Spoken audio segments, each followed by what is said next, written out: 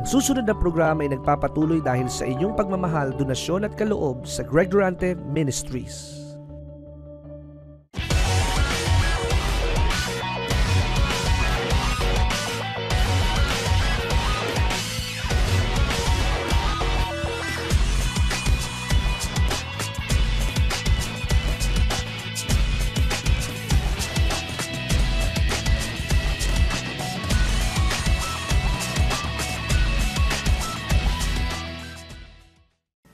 Kaya nga, unawain mong mabuti, maganda ang buhay. Lalo na sa Pilipinas. Sapagkat dito, lahat ng uri ng katatawanan ay nangyayari. Dito ay parang sarswela. Hindi dinidemanda dahil nakahihiya daw idemanda at kagalang-galang ang mga senador. Kaya yung mga courier na lang ang ikukulong. Kaya yan po ang Pilipinas.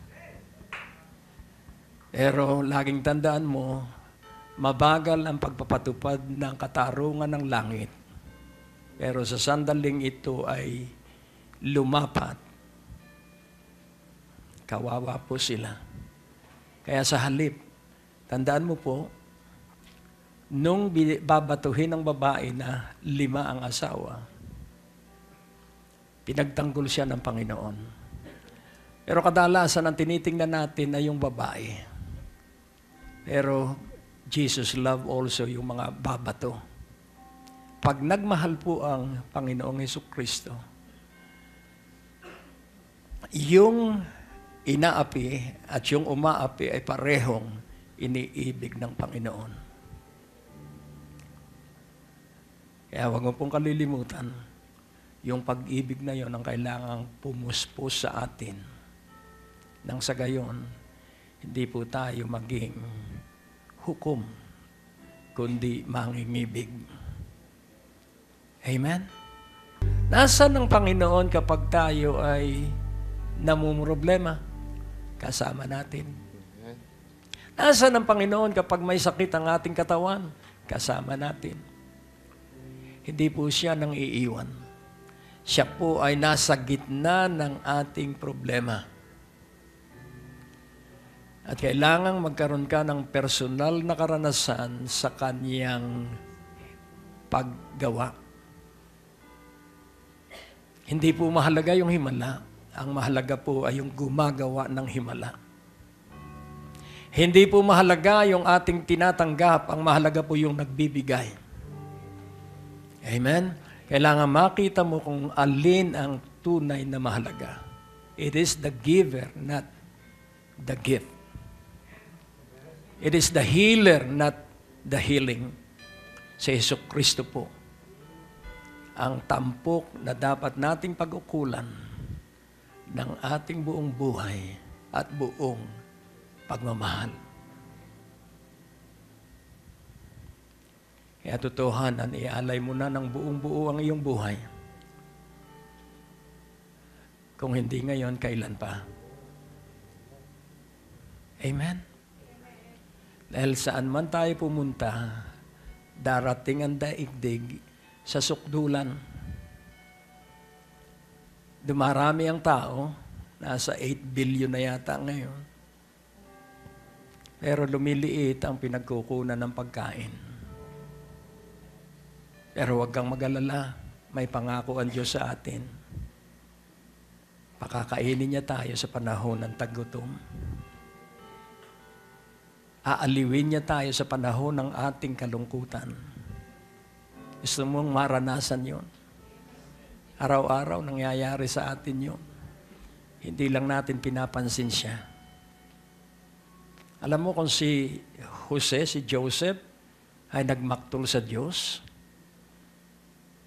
baka nung siya maging pangalawa sa hari, baka pinagpapatay na niya yung kanyang mga busong na kapatid. Pero hindi po. Sapagkat ang kanyang pananaw, kasangkapan lang ng Diyos ang kanyang kapatid patungo sa kanyang pag-unlad. Kaya yung masamang tao na umaapi sa iyo o nangutang sa iyo hindi nagbayad, kasangkapan lang ng Diyos yan. Tinitingnan kung ikay magdidiwang pa rin sa Diyos, sapagkat ang Diyos ang magbabayad ng mga utang na hindi nabayaran sa iyo. Amen?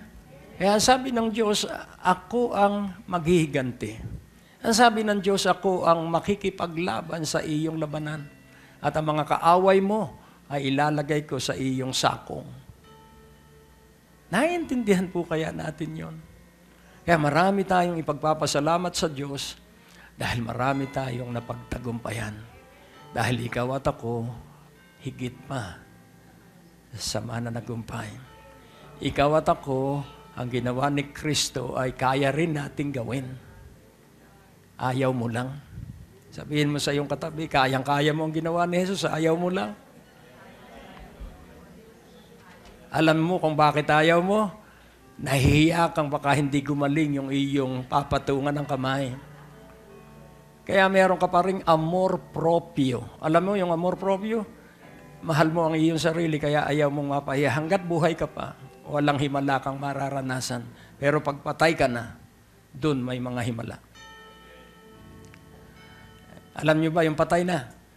Wala ka nang pakialam kung ikay pagtawanan. Wala ka nang pakialam kung ikaw ay uyamin. Alam niyo yung uyam? Hindi ulam yon. Ikaw ay lalaitin dahil ginagawa mo ang katotohanan. Pag mali ang ginagawa mo, sasamahan ka ng maraming tao sapagkat mali ang kanilang ginagawa. Pero kapag tama ang ginagawa mo, mamumuhi sa iyo ang mga mali ang gawa. Kaya nga po ito po ay isang gabi ng tuwirang pagpapasya. Hanggat hindi nakaalay ang buhay ng sino man sa atin, hindi mo mararanasan ang mga pagsubok. Pero pag nakaalay na, may pagsubok na. Pero ayaw ng marami ang pagsubok. Gusto ng marami ay pagkain. Sabi ng Panginoon, sumusunod kayo sa akin hindi dahil kayo nabusog. Sumusunod kayo sa akin sapagkat iba ang mithiin ng inyong puso. E ano ba ang kailangang isang mithiin lang? Si Jesucristo. Pag nasa atin si Jesucristo, madali na po ang himala. Amen? Kaya si Jesucristo ang hangarin mo 24 oras, araw-araw. Amen? Sabihin mo, Jesucristo, kaya gustong-gusto kita. Sige po, kausapin mo, Jesucristo, mahal na mahal kita. Sige po, sabihin mo sa Panginoong Jesucristo, ligawan mo ang Panginoong Jesucristo ngayong gabi. So ito po ang titulo ng mensahe ngayong gabi. And this is true to me, my capital and fund for ministry. My capital and fund for ministry. Hindi ba kayo nagtataka na napakalaki ng ating bayaran pero nagtutuloy-tuloy? Manalangin tayo. O Diyos aming Ama, kapag nalaman ng iyong mga anak ang tunay na pinagbubuhatan ng lahat ng probisyon, ng bawat kasaganaan at kaunlaran, sila po ay lalaya sa maraming bagay na hindi namamalayan ay nagiging hadlang sa pagdaloy ng malaya ng kasaganaan. Kaya turuan mo ang bawat isa at maluwalhati ang banal at dakila mong pangalan sa pangalan ni Jesus. So may capital and fund for ministry. Ang unang dapat mong pag-aralan ay itikom mo ang iyong bibig.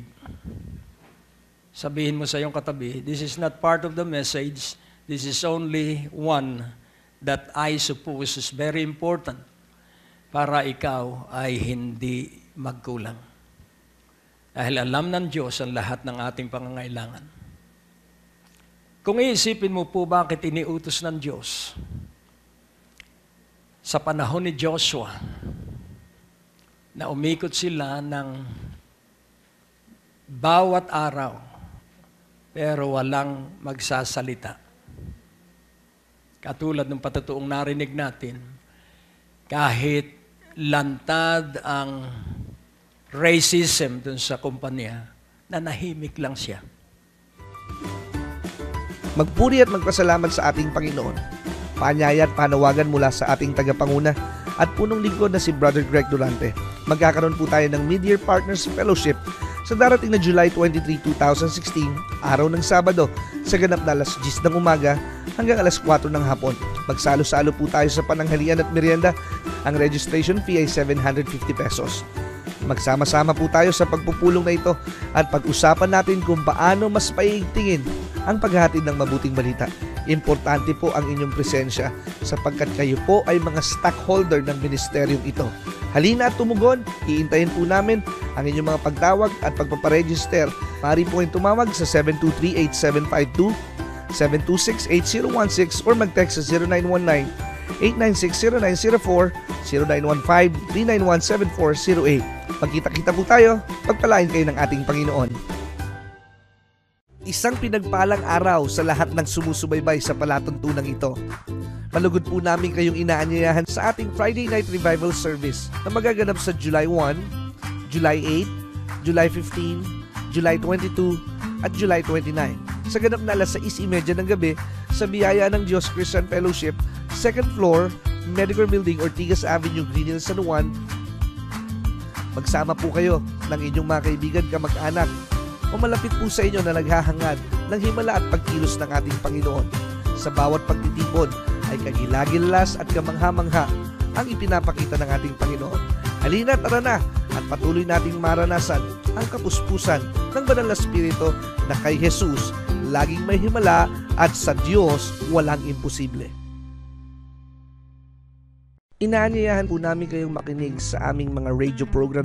Kung kayo po ay nasa inyong mga tahanan, nasa trapiko, naglalakbay, ito po'y makakatulong sa inyong pagpapalago at pagpapaunlad ng inyong spiritual na pananampalataya. Lunes hanggang Biyernes sa DWAD 1098 kHz AM band sa ganap na alas 6:30 ng umaga at alas 10 ng gabi. Asahan po natin na sa ating pakikinig, lalago at uunlad ng ating pananalig at pagsampalataya sa ating Panginoong Hesus. Napaka makapangyarihan po ng pananahimik. Bakit iniutos ng Diyos na para matalo ninyo ang Jericho, manahimik kayo? Manahimik kayo. Tumahimik kayo. Dahil sa pag nagsalita po ang tao, tatlong bagay ang nangyayari. Complaining, grumbling, murmuring. Naranasan mo po bang magtrabaho na dada ka ng dada, pambihira, laging ako na lang ang inuutusan? Naranasan mo na bang naiinggit ka doon sa mga kasamahan mo? Alam mo ba na may nagmamasid sa iyo na hindi mo nakikita?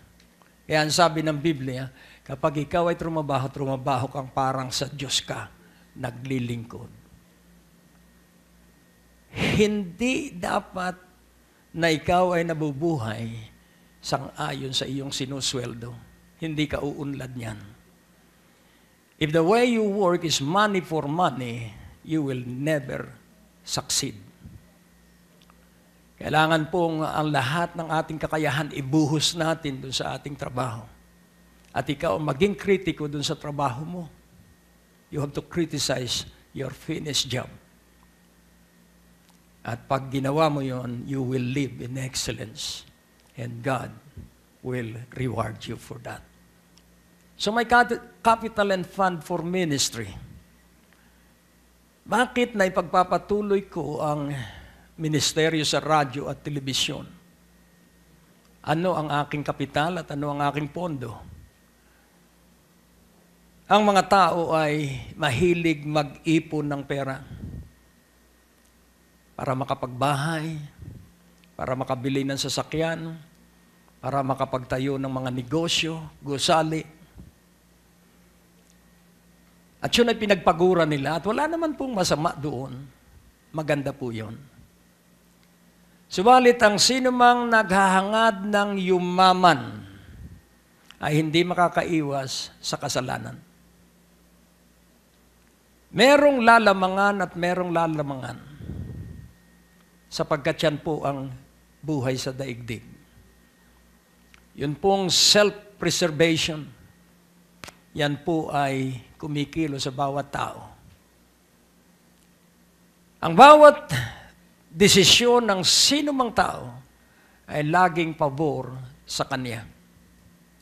Wala pong taong pumasok sa kasunduan na siya ay malalamangan. Payag po ba kayo nun? Ang lahat ng iniisip ng tao sa kasunduan, hindi siya magogoyo, hindi siya malalamangan, hindi siya maiisahan. Kaya mahirap po ang buhay sa ibabaw ng daigdig sapagkat ito ay pakikipaggitgitan.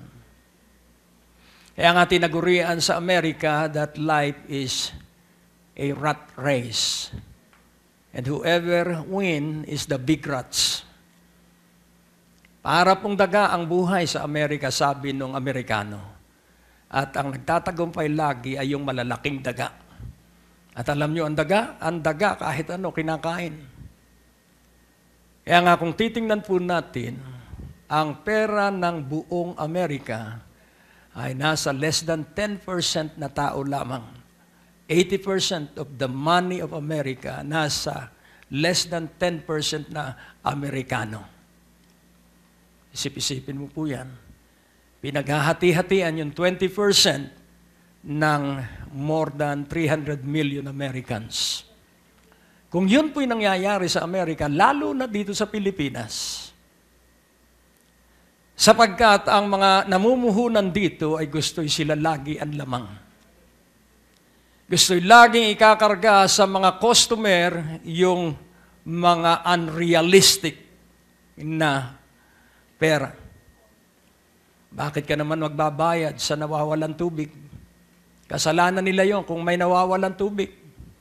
Bakit ka naman magbabayad sa nawawalang kuryente? Kasalanan nila yon. Sapagkat sila ay inefficient na mapigilan yung pagkawala ng kuryente. Meron po ba sa inyong bill na line losses, water losses? Kung may sirang tubo, talagang maraming mawawala. At ambagan tayo doon. Hanggat maaari, hindi nila ibig na sila'y malugi. Kung may ipapatong sa atin ang kanilang buwis, gagawin nila yon. Pero tayo ay tahimik lang. Pero alam ng Diyos na nagmamatyag kung saan ang kanilang pagkakalagyan. Hindi naman po nila mai-enjoy yung sobrang pera. Hindi po nila mai-enjoy yun. Pati yung kakainin nila dahil magsasawa sila sa mga mahaling pagkain. Pero sa atin, sardinas lang, napakasarap kanin. Basta paminsan-minsan. Amen po ba? Pag naman laging sardinas, tuyo, masarap din yan. Basta paminsan-minsan. Amen? Tingnan mo ang iyong katabi.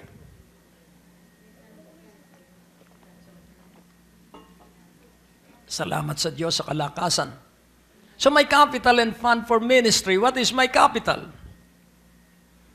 Alam mo ba ang aking puhunan? Walang mayamang papasok sa television ministry.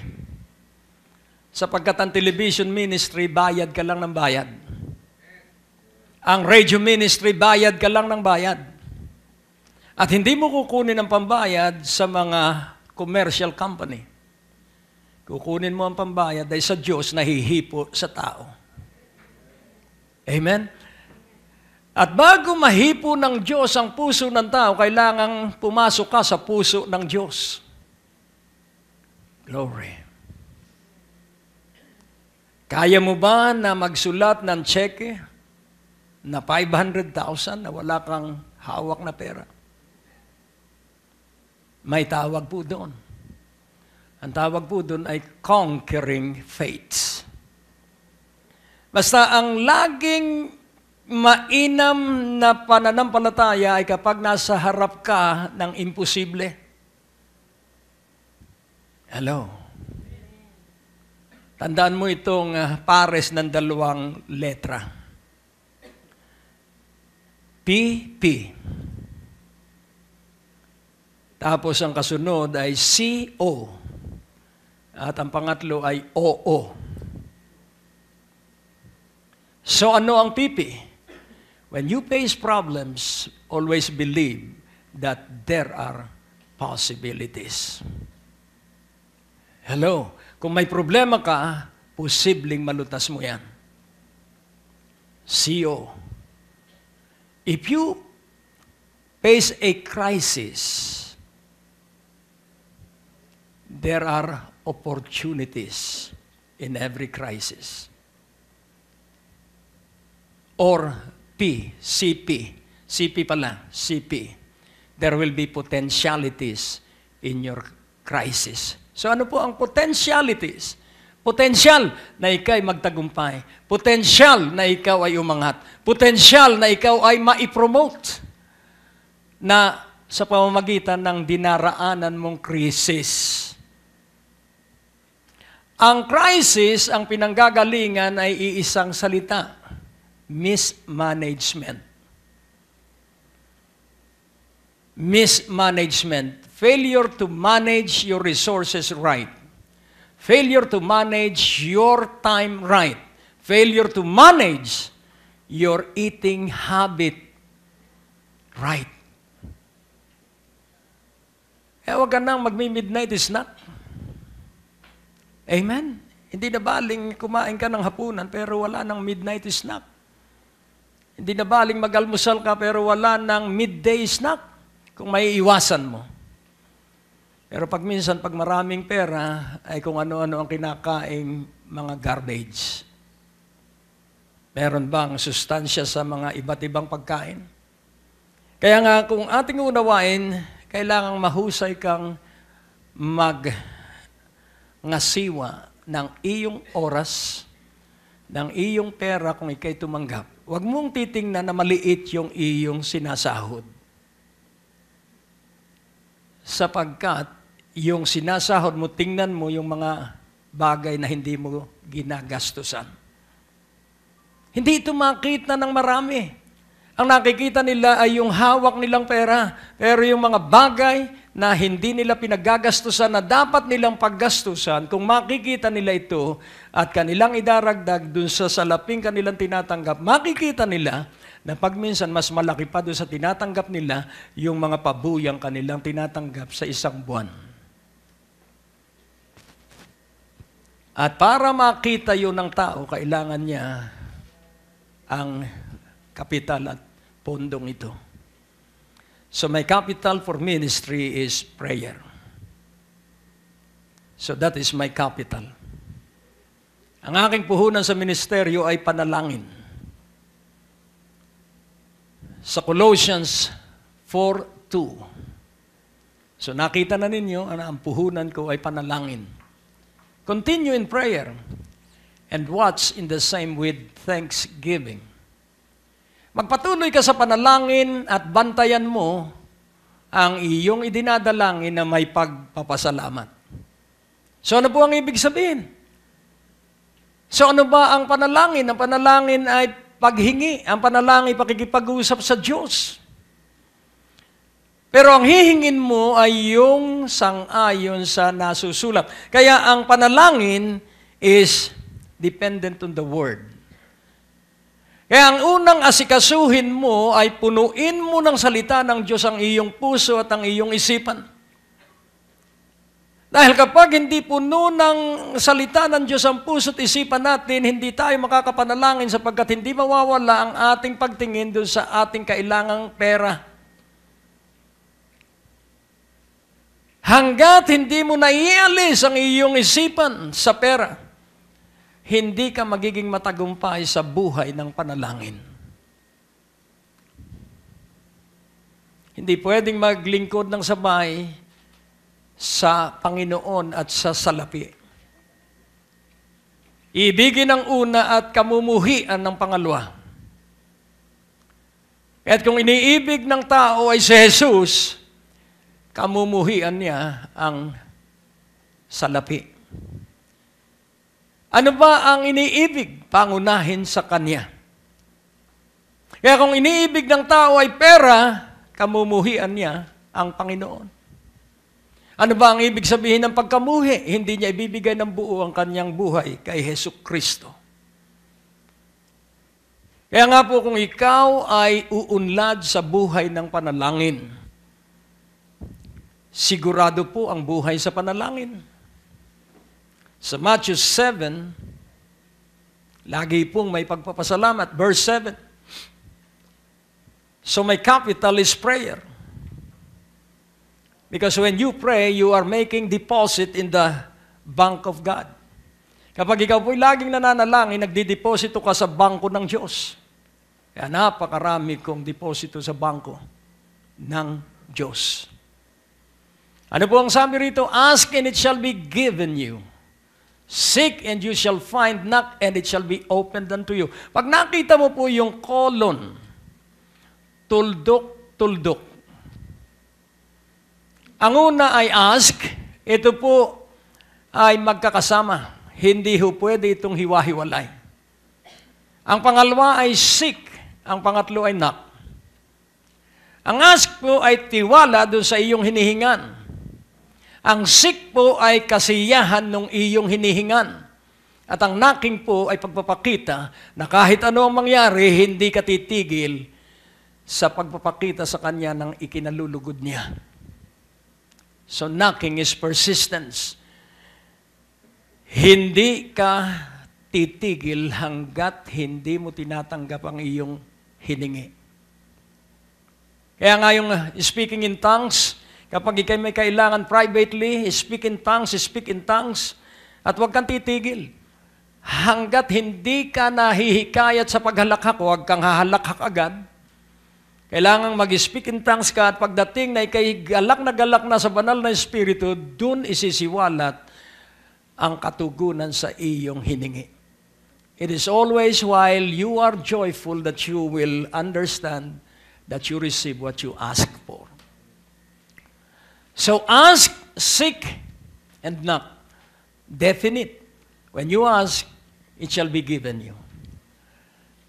So, pansinin po natin, hindi tutugunin. Personal na ibibigay sa iyo ng Diyos. Pwede bang mangyari yun? Abay, paniwalaan natin, salita ng Diyos ito, hindi salita ng tao at hindi ko daragdagan ang salita ko. Ask and it shall be given you.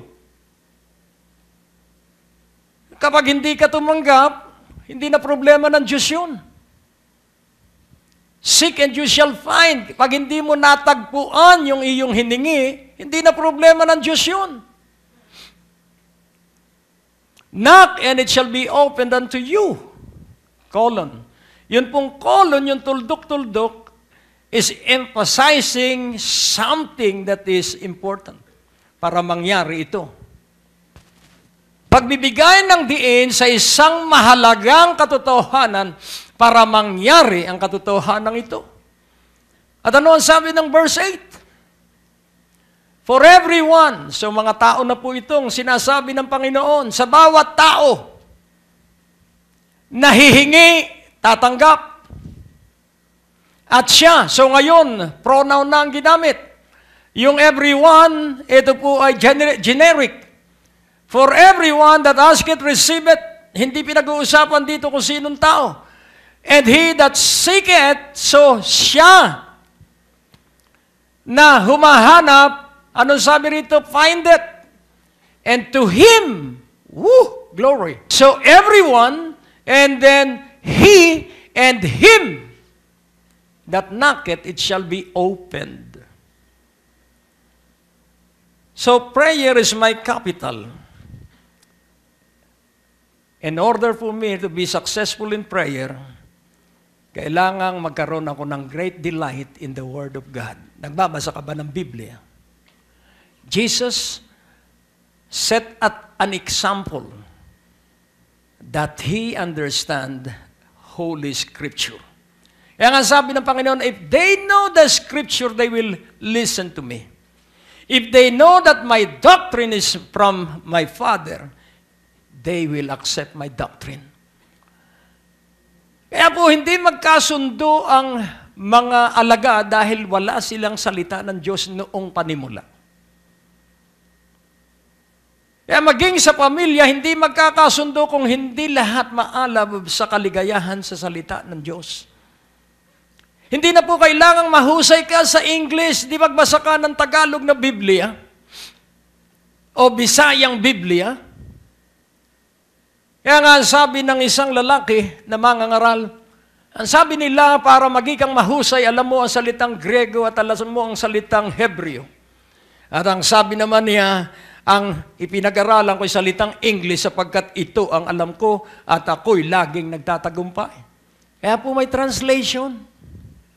Amen po ba? Kaya po may Tagalog na Biblia. Basahin mo yun at paniwalaan mo kung ano yung nakasulat doon. May mga literal po na pwedeng iyong paniwalaan at merong malalim, ipapaalam yun ng banal na Espiritu. Kaya kailangan ikay maalab, magbasa ka lang ng magbasa ng Biblia. Di po ba pag nauuhaw ka nung ginagawa natin, umiinom tayo ng tubig. At kung tayo init na init, dinadagdagan natin ng yelo yung tubig na ating iniinom. May nangyayari po ba? Kita mo ba kung saan pumupunta yung tubig na iyong ininom? May nangyayari. Nawawala ang ating uhaw. Nawawala ang init ng ating katawan. Kaya pag nagbasa ka ng Biblia, may nangyayari kahit hindi mo nararamdaman. You have an intellect to understand revelation and you have emotion to understand the love of God. Nakukuha niyo po, may utak ka para maunawaan mo ang pagsisiwalat ng banal na Espiritu at may emosyon ka para ibigin mo ang Diyos katulad ng pag-ibig niya sa iyo. Glory. So, everyone that asketh receiveth, and he that seeketh findeth, and to him that knocketh it shall be opened. So, ano ang ating hihingin? Si Jesus. Ang banal na Espiritu, ang katwiran, ang kabanalan. Ang hinihingi agad natin ay kung ano-ano eh. Without holiness, nobody will ever see God. Ang pinakatunay pong kayamanan ay si Jesucristo. Sapagkat kay Jesucristo nakatago ang karunungan. In Jesus Christ is wisdom. Kaya nga, ang unang hihingin mo ay si Jesucristo, ang banal na Espiritu, ang katwiran at ang kabanalan. At pag ikay banal, hindi ka magmamapuri. Hindi ka magpapa-impress. Ano po ba yung pagpapa-impress? Ang hypocrisy po, kahit hindi nalulungkot, kunwa ay malungkot. O di kaya kahit walang-wala, ayaw na malalaman ng kanyang kaibigang siya pala ay wala. Kaya magsusuot siya ng pinakamaganda niyang kasuotan to look good. Pero hindi po siya makikinabang ng pagkukunwari. Amen? Amen. So, kailangan po ang kabanalan. Because without holiness, nobody will ever see God. And without righteousness, we cannot ask from God anything. Kailangan po na ito ay nasa ating buhay. And he that seeketh findeth. So ano ang hahanapin mo? Ang mukha ng Diyos. Kaya gagawin natin ang lahat ng ikaliligayan niya. Naliligayahan ang Diyos kapag ikaw ay tapat sa iyong asawa. Naliligayahan ang Diyos kapag tapat ka sa iyong mga anak at kayong mga anak ay tapat sa inyong magulang. Naliligayahan ang Diyos kapag tapat ka sa nagsusweldo sa iyo at iginagalang mo sila. Hello? So, ang mukha ng Diyos ay maaliwalas. At ang mukha ng Diyos ang magbibigay ng pagpapala. At saan tayo kakatok? Nung una, ang Diyos ang kumakatok sa ating puso. Binuksan natin ang Diyos. Tumuloy ka po, Panginoon. Ngayon, tayo naman ang kakatok sa puso ng Diyos. Amen? My capital is prayer.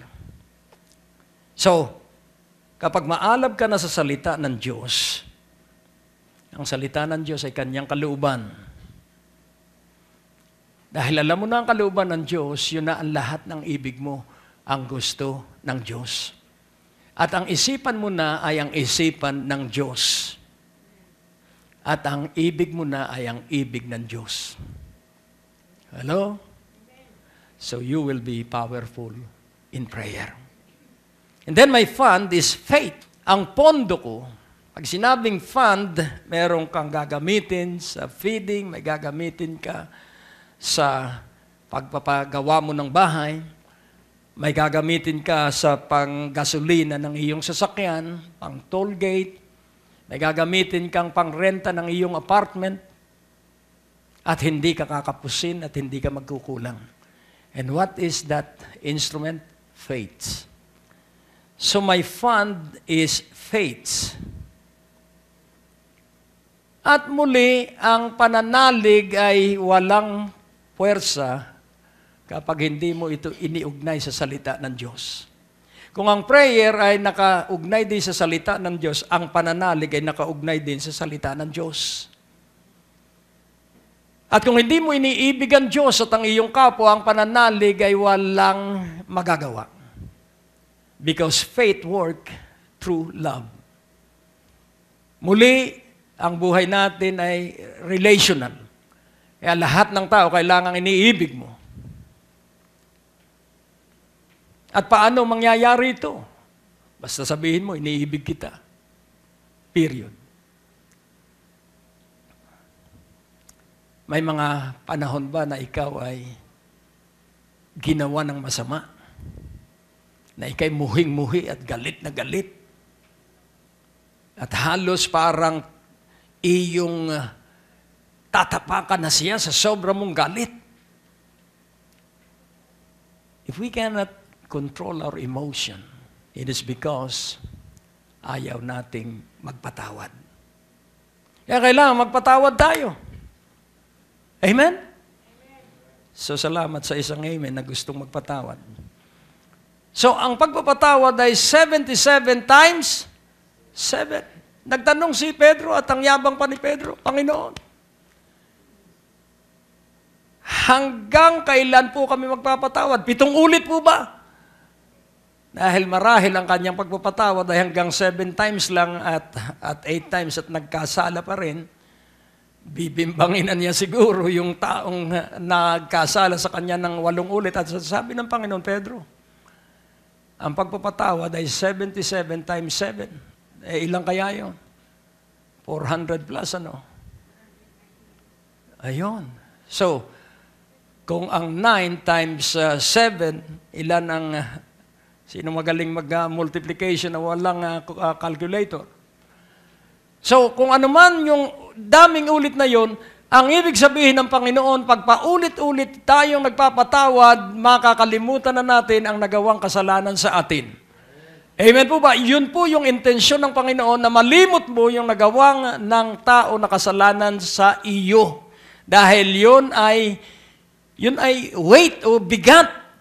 Hindi ka makakalundag, hindi ka makakaangat, hindi ka makakaabot dun sa taas ng pinagdadalhan sa atin ng Diyos. So at all times, forgive.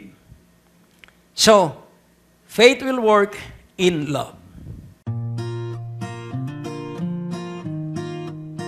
May mga na-miss ka bang broadcast ni Pastor Greg?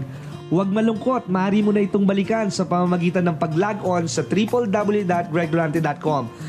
Doon sa ating website, i-click lamang ang mga video preachings na nais mong mapakinggan, English o Tagalog o anumang mga title na nais mong panoorin at 24 hours, 7 days a week, mapapakinggan at mapapanood mo si Pastor Greg. Naniniwala kami na sa pakikinig ng salita ng Diyos, nandoon ang paglago at pag-unlad ng inyong mga buhay at mararanasan ninyo ang biyaya ng ating Panginoon.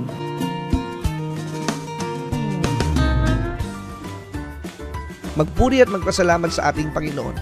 Paanyaya at panawagan mula sa ating tagapanguna at punong lingkod na si Brother Greg Durante. Magkakaroon po tayo ng Mid-Year Partners Fellowship sa darating na July 23, 2016, araw ng Sabado, sa ganap na alas 10 ng umaga hanggang alas 4 ng hapon. Magsalo-salo po tayo sa pananghalian at merienda. Ang registration fee ay 750 pesos. Magsama-sama po tayo sa pagpupulong na ito at pag-usapan natin kung paano mas paigtingin ang paghahatid ng mabuting balita. Importante po ang inyong presensya sapagkat kayo po ay mga stockholder ng ministeryong ito. Halina at tumugon, iintayin po namin ang inyong mga pagtawag at pagpaparegister.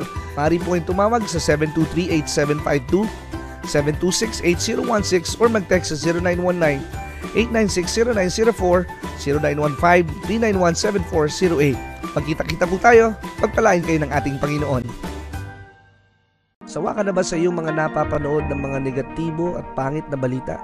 Narito ang alternatibo, ang Great Day to Live na mapapanood sa Beam Channel 31 sa inyong local antenna, mapapanood sa buong Metro Manila at sa buong Pilipinas at sa ilang mga cable operator system na nagdadala ng palatuntunang ito sa pamamagitan ng Trinity Broadcasting Network.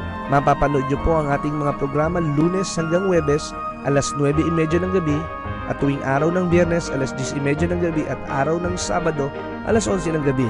Maaari nyo rin po kaming mapanood sa Church Channel via satellite at ilang mga cable operator system sa buong Pilipinas at karatig bansa sa Asia. Lunes hanggang Sabado, sa ganap na alas 12 ng hating gabi, alas 6 ng umaga, alas 12 ng tanghali at alas 6 ng gabi. Ating ipapahayag na si Jesus lamang ang tanging daan tungo sa buhay na walang hanggan at ang aming dala ay laging mabuting balita.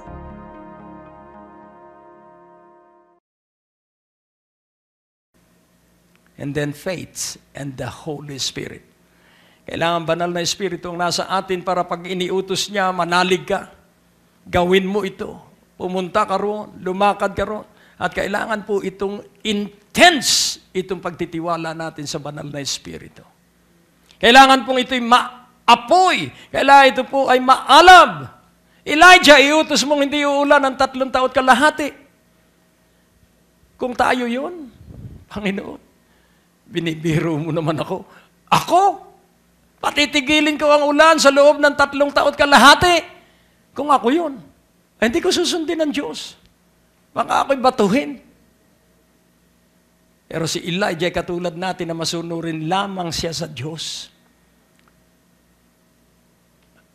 At kailan siya inutusan na titigil ang ulan? Ipinakita niya sa Diyos na siya ay masunurin. Pinakita niya sa Diyos na anuman ang iyong ipag-utos sa akin na aking gagawin. Wasakin mo ang lahat ng mga Diyos-Diyosan na kanilang sinasamba. At sumunod si Elijah. Kaya nais ko pong ipaunawa. My capital is prayer and my fund is faith. Kung ano ang sabihin ng Diyos, marinig ko lang, gagawin ko. Walang taong nagtagumpay na hindi inusig. Walang taong umunlad na hindi dumaraan ng panlalait. Walang taong na-promote na hindi nilibak. Pero kapag natutunan natin na manindigan na ang panlilibak nila ay dahil sila'y naiinggit sa atin. Hello? There is a figment of jealousy and pride. Sa taong sumisira sa iyo, sa taong gumagawa ng iyong ikasisira, sila'y inggit sa iyo. Hindi nila nakikita yung nakikita mo. Dahil ikaw ay may padingin ng Diyos sa pamamagitan ng kanyang banal na Espiritu. Hindi nila maunawa yung iyong isipan sapagkat ang isipan mo'y isipan ng Diyos. At ikaw ay hahakbang at kikilos sa mga panahon na imposible sapagkat sa panahon ng tagtuyo, inutusan ng Diyos si Isaac na magtanim at siya ang naging pinakamayaman sa lugar sapagkat sa gitna ng lupang walang tubig, tumubo yung kanyang itinanim. At bakit tumubo? Dahil sinunod niya ang Diyos. Hello? Gusto mo ng himala, sundin mo ang ipinagagawa ng Diyos. Makinig ka sa boses ng Diyos. Praise God. And then thirdly, we have to use all of prayer and we have to use all of faith. Kailangan gamitin natin ang lahat ng natutunan natin sa panalangin. Ang lahat ng ating pananalig ay gamitin natin sapagkat ikay may kapangyarihan na pagbawalan ang mga demonyo sa taong mga gumagawa ng kasamaan. You have the power, you have the authority to bind the evil spirit, to bind the demon spirit. Basta gumagawa ng kasamaan, kampon ng demonyo yon.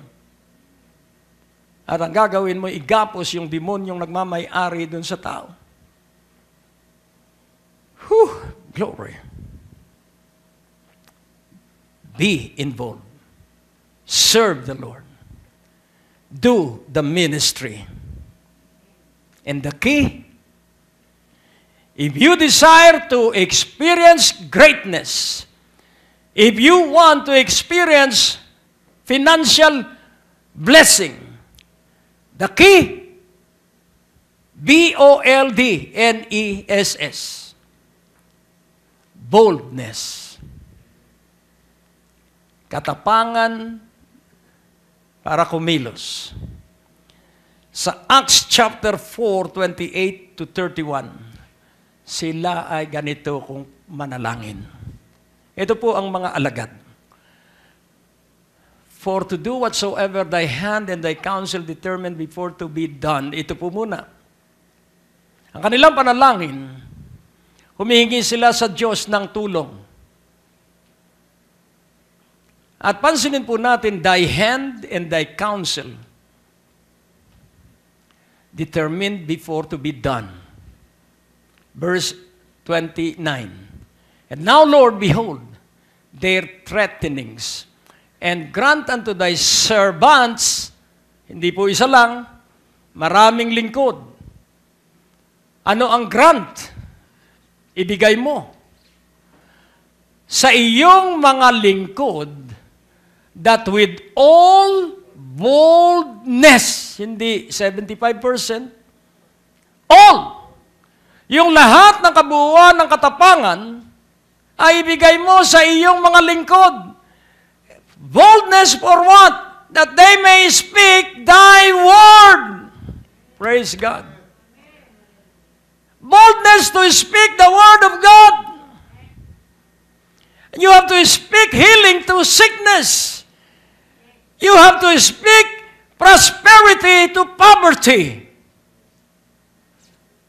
Boldness to speak thy word. And then sa verse 30, by stretching forth thine hand to heal. So kapag pinahayag mo ang kagalingan, kamay ng Diyos ang nagpapagaling. And that signs and wonders may be done by the name of thy holy child Jesus. Glory.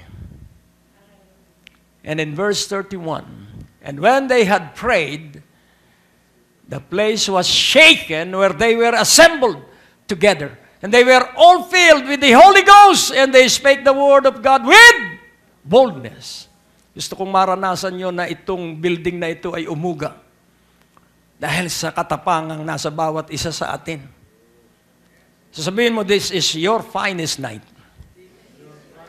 So ano ang kailangan mo? Boldness to speak the word of God. At para mapasayo ang boldness, that is the key. Kailangang ikaw ay mag-pray, fast, and pray and fast. Hindi po sopas ang sinasabi ko. Ang sinasabi ko po ay fasting. At kapag ikay laging nananalangin, mawawala ang katabilan ng iyong dila. Sasabihin ng Weather Bureau, there is 20% of rain. At ang pagdidiinan ay yung rain. Eh bakit hindi sabihin that there is an 80% of bright sun shining tomorrow? So lahat po ay negatibo ang pagsasalita ng tao. Nakukuha niyo po? Napakaliit ng bakbakan sa Zamboanga, pinalalaki. Nakukuha niyo po? Napakadaling apulain nun. Ikordon lang lahat yun. Katulad ng ginawa ni David, ginutom niya yung kanyang mga kalaban. Gutumin lang yon. Kahit sila'y may bala, hindi na puputok yun pag gutom. Nakukuha niyo po. Napakaiwan ko po. Ayoko pong makialam. Simple lamang ang paraan. Putulin ang tubig, putulin ang supply ng pagkain, tapos yun. Lalabas ang puting bandera. Pero ayaw po nila. Hindi ko alam kung bakit. Kapag ang tao ay ayaw manalo, hindi po matitigil ang labanan. Pero if a soldier desire to win, wala pong makakapigil sa kanya dahil sa kanyang bloodstream ay kikilos ang pananagumpay at siya ay magtatagumpay. What we need is are bold leaders in the land. Aywan ko, masama pong magsalita ng hindi mabuti. Kaya kayo na ang gagamitin kayo ng mga babae, mga Deborah ng Diyos. Kayo ang mga Hael ng Diyos, mga babaeng may katapangan na ipatupad ang salita ng Diyos. At mga lalaki na katulad ni Elijah, mga lalaki na katulad ni Joseph. Purihin ng Panginoon. Sabihin mo, my capital is prayer. And my fund is faith. At alam mo, ang bahay mo'y mapupuno ng anghel.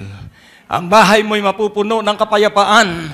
Hindi ka mamamatay ng hindi sa tamang oras dahil may hinihintay tayong pagdagit mula sa kataasang langit. Amen? Kaya ating ipagpatuloy. Manalangin tayo. Panginoon, sa bawat isang kapatid na narito, kayang-kaya namin, sa dami namin ito, kayang-kaya naming baguhin ang Pilipinas sa panalangin at sa pamamagitan ng pananalig. Mabuhay ka at maluwalhati sa aming lahat. Sa makapangyarihang pangalan ni Jesucristo. Amen. Magpuri at magpasalamat sa ating Panginoon. Paanyaya at panawagan mula sa ating tagapanguna at punong lingkod na si Brother Greg Durante. Magkakaroon po tayo ng Mid-Year Partners Fellowship sa darating na July 23, 2016, araw ng Sabado, sa ganap na alas 10 ng umaga hanggang alas 4 ng hapon. Magsalo-salo po tayo sa pananghalian at merienda. Ang registration fee ay 750 pesos. Magsama-sama po tayo sa pagpupulong na ito at pag-usapan natin kung paano mas paigtingin ang paghahatid ng mabuting balita. Importante po ang inyong presensya sapagkat kayo po ay mga stockholder ng ministeryong ito. Halina at tumugon, iintayin po namin ang inyong mga pagtawag at pagpaparegister. Maaari po kayong tumawag sa 723-8752, 726-8016 or mag-text sa 0919-896-0904, 0915-391-7408. Pagkita-kita po tayo, pagpalain kayo ng ating Panginoon. Maaari po kayong sumulat sa P.O. Box 4135 Manila, Philippines para po sa inyong mga prayer request at testimonies. At maaari din po kayo tumawag sa ating telepono bilang 723-8752 sa 726-4110 para sa mga ministry information at ibang mga katanungan. Maaari din po kayo mag-text sa 0919-896-0904, 0915-391-7408 at sa 0922-820-9860. At kung kayo po ay napagpala, hinahamon po namin kayo na magbigay ng donasyon sa gawain ito. Maaari nyo pong ipadala sa Banco de Oro West Green Hills Branch. Account name Greg Durante Ministries. Account number 219-800-6784. Padala nyo lamang po ang mga deposit slips sa pamamagitan ng fax sa 726-4110 o sa ating email address sa bishopgregdurante@gmail.com. Malugod po namin kayong inaanyayahan sa aming Sunday worship service sa ganap na alas 10 ng umaga at alas 5 ng hapon sa biyaya ng Diyos Christian Fellowship. Sa second floor, Medicor Building, Ortigas Avenue, Green Hills, San Juan. At maaari nyo rin pong bisitahin ang ating website sa www.gregdurante.com para sa mga preaching resources at iba pang detalye ng ministeryong ito.